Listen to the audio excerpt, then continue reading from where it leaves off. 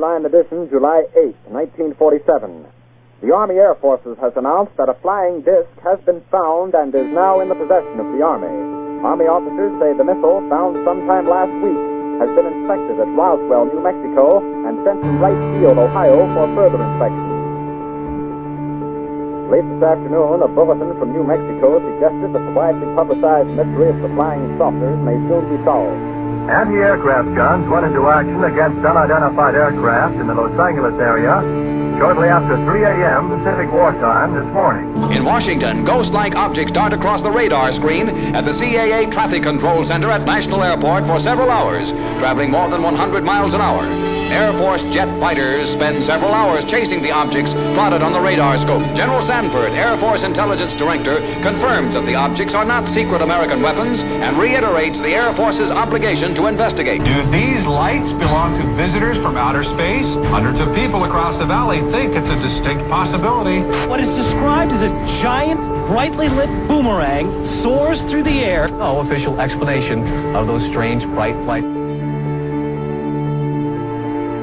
For the last 4 years, Dr. Mack has studied about 100 patients who claim they have been abducted by aliens. He believes them. But it must be madness. But when I heard that hundreds of thousands of people all over the country... Hi, I'm Bob Lazar. During late 1988 and early 89, I worked on the propulsion systems of extraterrestrial vehicles for the United States government. Hello and welcome.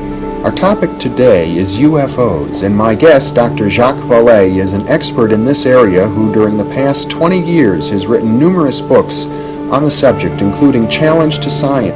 But then for the past 4 years I had been scientific advisor to the U.S. Air Force on this very problem.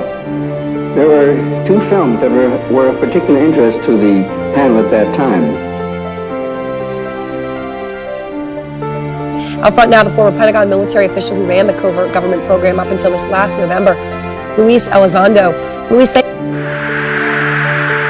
Hey, there's a rolling, bro. There's a whole fleet of them. Look on the ASA.